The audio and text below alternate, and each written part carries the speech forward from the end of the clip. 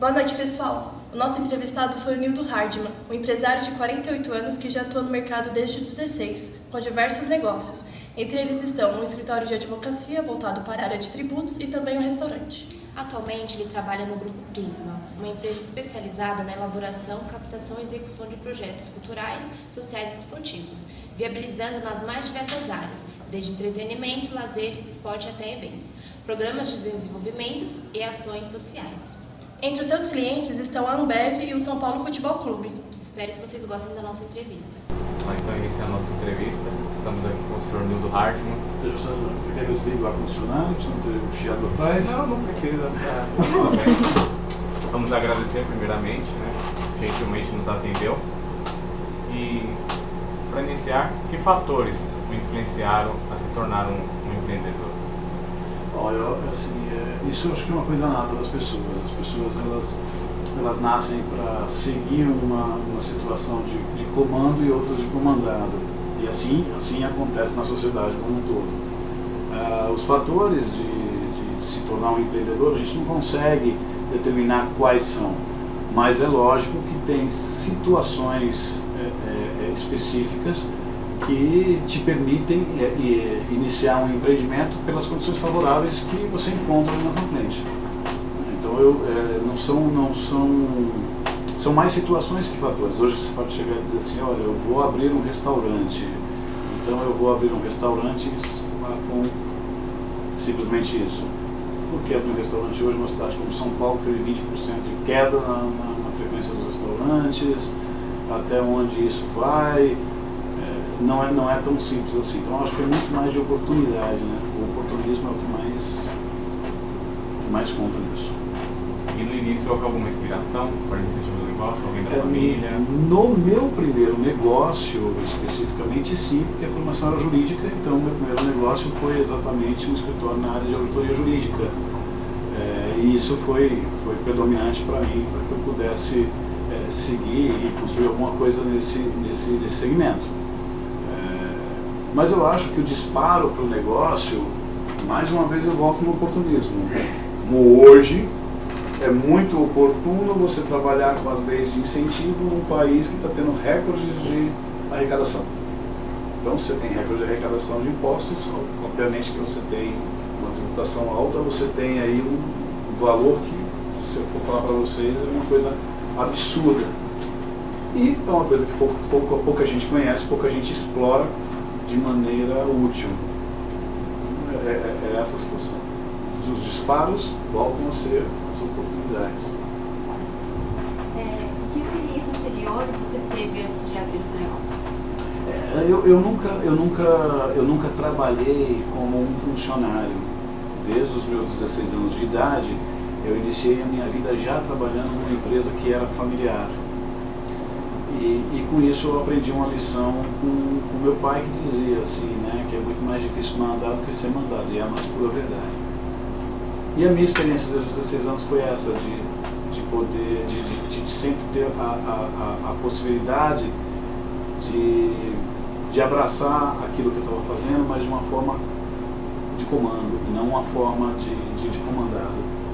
O que acabou me inspirando a se tornar um empreendedor nato, desde 16 anos de idade até hoje, aos 48 anos de idade.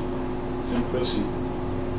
E outro fator preponderante, coragem, né? Você tem que tirar o medo da frente e ir embora. Aqui é exatamente a tua pergunta. Bem aqui, membro da família, foi isso que me inspirou inicialmente. Você teve sócio para complementar as suas habilidades? Sem dúvida, essa é uma coisa muito importante quando você se torna um empreendedor, que é não se julgar o super-homem, né?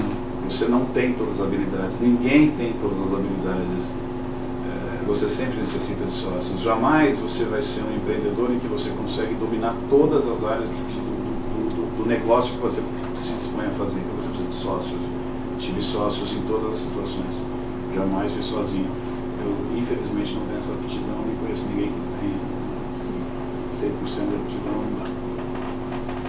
Que recursos financeiros e econômicos você precisou para implementar o negócio?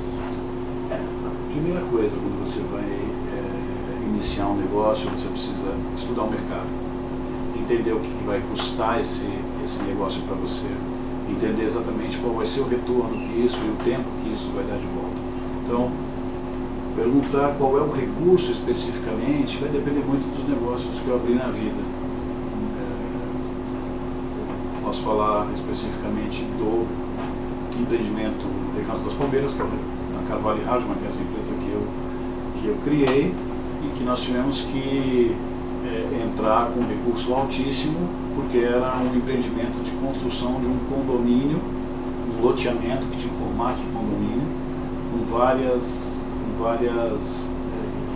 características de preservação ambiental, e um condomínio que atendesse a cidade de uma forma diferente do que ela tinha até então. Foi um capital alto, eu tive que ter um recurso alto.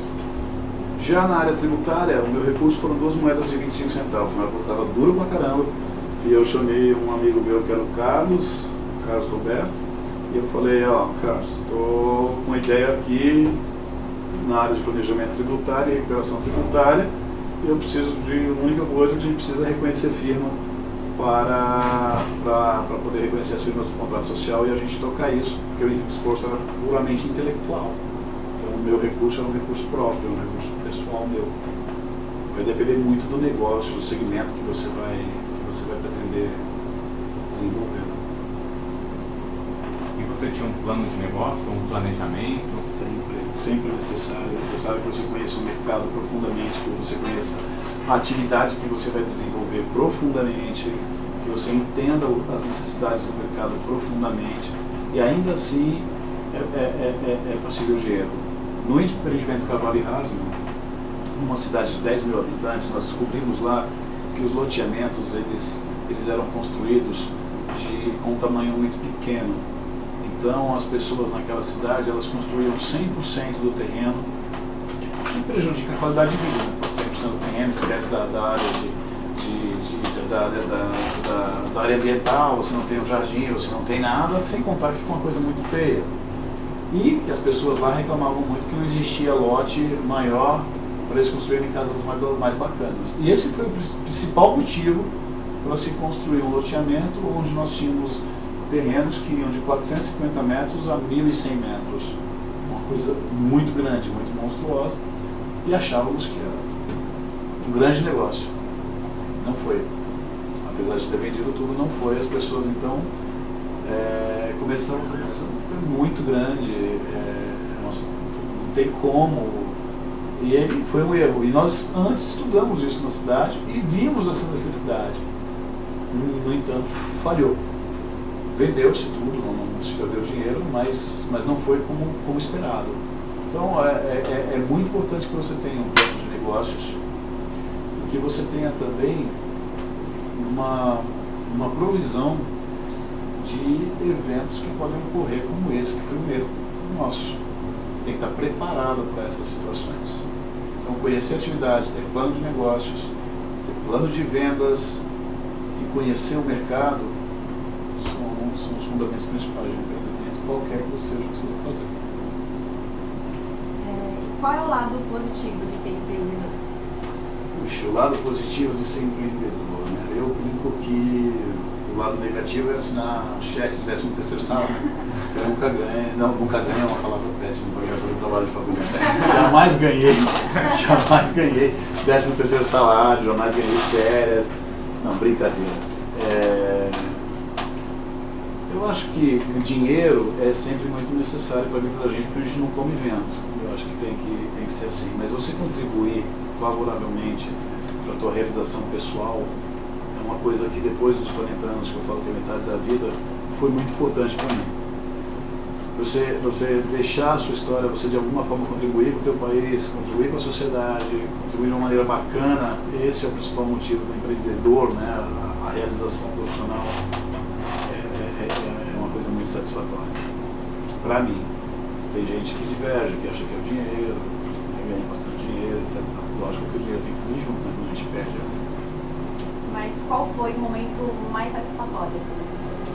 O momento mais satisfatório tem sido hoje, com outro tipo de empreendimento. No fim eu falei para vocês, eu vou ter que acabar contando de vários empreendimentos, mas é hoje, com essa área de aproveitamento tributário, em que a gente trabalha com o fomento à cultura e ao esporte, que você se realiza plenamente vendo a participação em um projeto como um que a gente vai fazer agora, que é um fundo em Mato Grosso, que é um cara que ajuda a população com ancenias e você consegue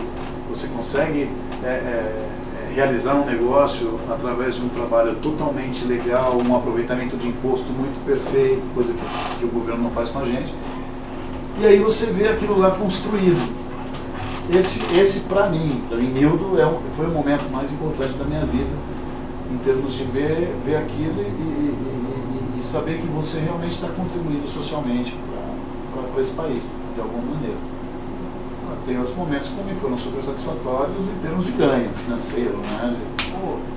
Recuperação tributária, que é outra área que eu atuo, na área da Harman Altenfeld Aguiar, que é outro escritório, em que nós conseguimos buscar recuperações de valores impressionantes de empresas que estavam perdidos. Aí financeiramente também tem uma realização muito legal.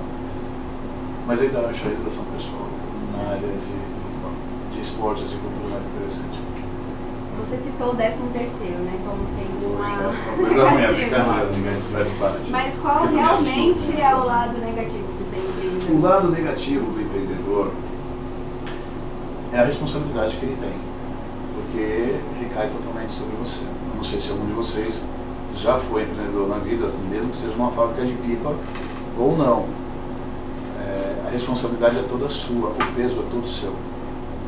Você não consegue dividir isso com os colegas de trabalho. Então, se você chega num momento em que você tem alguma dificuldade financeira ou alguma dificuldade operacional, é a sua cara que vai se dar da tapa, é a sua cara que aparece sempre. Então esse para mim é o momento mais doloroso. Por outro lado, é desafiador, né? É desafiador, é muito bacana, você chega lá, é um desafio. Nós temos, assim, eternos problemas. Nessa área de incentivo cultural, que a gente trabalha com muito show, com muita coisa, tem uma coisa muito pequena, muito simples, que aconteceu ontem, por exemplo. De repente uma equipe artística chegar no lugar e consumir R$800 em alimentação da casa que foi contratada para eles exibirem um show. Eles vêm procurar diretamente ao Nilton. Não vão, a Prisma ela acaba tendo essa personificação nos sócios dela, que é essa empresa que vocês estão hoje aqui. É você que tem que responder. E não tem jeito. E o prejuízo é seu, e o nome é seu, e a empresa é sua. É assim que é. Então a responsabilidade é hoje a coisa mais penosa para qualquer empreendedor. E as nossas dificuldades mesmo em termos de governança, né? São muitas contas que o pequeno e médio empreendedor tem que pagar, que é imposta pelo governo, nossa tributação, bem por causa da minha área como advogado tributário. Só para citar um exemplo, não sei se vocês lembram aí do caso do FGTS, em que vocês são jovens, talvez não se lembrem, que em 1989 teve um tal de Collor, de Mello, que fez um monte de maluquice e tal, que a inflação dava 90%, engolia a inflação. Enfim, isso dentro da conta dos fundos de garantia do trabalhador gerou um rombo muito grande na conta do fundo. E naquela época, logo após, quando isso ficou determinado como sendo uma matéria pacífica, tinha que se repor esse valor. Como é que se repôs esse valor? Acrescentando 10% na multa por demissão, que hoje é de 40%, virou 50%, que era para repor o fundo. Como que está hoje? Continua-se pagando 10% a mais, até hoje. Vinculou-se, criou-se uma situação e assim permaneceu até hoje. Então as contas que a governança nossa obriga também é uma coisa terrível para o empreendedor, pequeno e médio empreendedor principalmente. Hoje a gente vai ter agora a Vale Cultura, né? A Dilma botou, ela não incentiva a cultura, mas ela bota R$50, acho que vai ser isso, R$50, que você vai ter que dar de Vale Cultura. É o empreendedor, vai ter que fazer isso. Você já teve várias empresas, né? Mas assim, qual foi o momento mais crítico assim, de um dos negócios que você já teve, que você consegue lembrar? Assim? mais crítico, que foi um grande desafio, também foi nessa empresa aqui, onde há 2 anos atrás nós fomos contratados para criar uma campanha que envolvia mais de 500 pessoas em termos de projetos incentivados. E essa campanha foi desenvolvida de uma maneira X. E num dado momento, por ordem mas por necessidade do patrocinador, que as situações, os planos de mercadológicos dela mudou, eu tive que adaptar totalmente. Então eu tive que convencer essas 500 pessoas a aceitarem um novo modelo de projeto dentro de um desenho que já existia. Isso 2 anos depois, quando o projeto ia se iniciar. E foi um desafio muito grande. E eu tenho que atender. Não tem jeito. E isso acontece com qualquer empreendimento. Qualquer situação que você tem um restaurante, como eu já tive um restaurante, e aí acontece uma situação dessa, que os 20% caíram por causa dos arrastões e da lei seca, né? E, finalmente, pelos preços exorbitantes de restaurantes em São Paulo. Você tem que fazer alguma coisa. Você tem que se virar e criar uma situação que te permita. Caso contrário, você quebra. Tiver a criatividade. E de todos esses negócios, você apostaria neles novamente? Não em todos. Tem alguns que eu não apostaria. Um deles é o segmento de restaurante.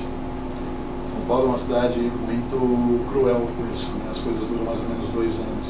Quando eu fui abrir esse restaurante, eu imaginei a primeira coisa assim, imagina, os meus amigos virão para cá, isso aqui vai ser assim, vai bombar de gente aqui, está numa área nobre, era na esquina do Outlook, na Franca, no meio dos Jardins. E não é verdade, existe esse foi o único empreendimento que eu abri sem ter conhecimento pleno da área. E é muito complexo um restaurante. Você tem uma complexidade tamanha, se você não for da área, eu não me arriscaria nunca mais. E não é... A concorrência é muito grande em São Paulo, existem muitos restaurantes. Você precisa de... Hoje, eu diria que para você abrir um restaurante, você tem que multiplicar por 5 a capacidade dele de clientes que estejam plenamente satisfeitos.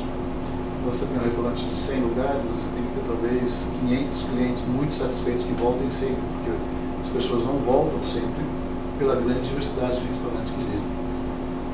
E foi dureza. Esse restaurante existe até hoje, bem agora desenhado de uma maneira diferente do que era há alguns anos atrás. Eu não apostaria mais nesse segmento, porque eu não conheço. Conhecia. Um grande erro meu. Que conselhos você daria para alguém que quer se tornar um empreendedor? Conheça profundamente aquilo que você vai desenvolver em termos da atividade que você escolheu. 2. Conheça profundamente o mercado que você vai buscar. Não meça esforço em se aprimorar, em buscar, em pesquisar, em testar, em procurar situações comparativas, né, daquele mesmo negócio que você tem com a situação que você quer abrir. Eu acho que aí você já tem meio caminho andado. E depois busque as suas falhas, para que você complete com o teu sócio. E que você não vai conseguir mesmo tocar aquilo sozinho.